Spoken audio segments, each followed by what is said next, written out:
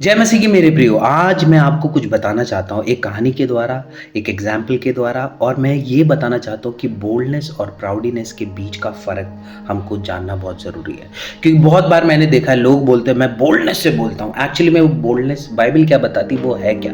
आज जानेंगे एक एग्ज़ाम्पल के साथ जो कि कहानी है उज्जियाह राजा की, जो कि 10वां राजा था जूडा का और वो क्या था एक बहुत ही यंग और डायनामिक राजा बन चुका था। 16 साल में वो राजा बन चुका था यूदा का। उसने 52 इयर्स तक रेन किया जूडा पे और उसने बहुत अनेकों सराहने वाले काम किए, जैसे शहर बनाई, उसने यरूशलेम के वॉल को बनाया, उसने रेगिस्तान के बीच में एक मीनार बनाया, उसने बहुत अनेकों काम किए, गेट्स बनाए बहुत सारे। तो आज लेकिन इतना सब कुछ होने के बाद उसने आविष्कार भी किए, पत्थर फेंकने वाली बहुत मतलब सैनिकों को बढ़ाने के लिए उसने बहुत सारे शस्त्र का भी इन्वेंशन किया। तो आज बाइबल हमारे को बताती है, लेकिन इतना सब कुछ होने के बाद उसके जीवन में उसको प्राउडीनेस आ चुका था, तो वो घमंडी हो चुका था। जब वो घमंड आया तो उसने क्या किया, उसने एक कदम उठाया बोल्डनेस पे कि क्या अब मैं जाता हूँ। मंदिर में वो चला गया, उस वेदी में धूप जलाने चला गया जहाँ पे परमेश्वर ने सिर्फ आज्ञा दी थी याजकों को करने की। उसने वो कदम ले डाला उस प्राउडीनेस में, वो बोल्डनेस में वो चला गया और बाइबल ये बताती है उसको वहीं पे कुष्ठ रोग हो गया और मरने के अंत तक वो कुष्ठ रोग का। और मैं आपको बताऊं एक बात, वो इस जगह से उस जगह चलता ही रहा, घूमता ही रहा अंत तक, जब तक वो मर नहीं गया। तो आज मैं आपको बताना चाहता हूँ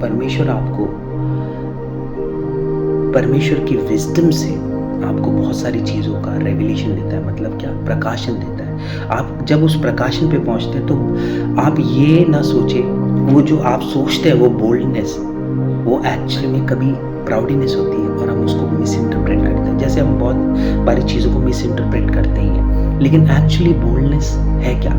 लेकिन आज मैं बताऊं, बोल्डनेस अगर आप देखना चाहते हो तो वो आपको मिलेगा प्रेरितों के काम उसका 14th चैप्टर और 3रा पद, जो कि इंग्लिश बाइबल बहुत अच्छे से बताती है। वो ये बोलती है, मैं आपको लिए पढ़ूंगा, therefore they stayed there for a long time speaking boldly in the Lord who was bearing the witness or to the word of his grace। मतलब क्या,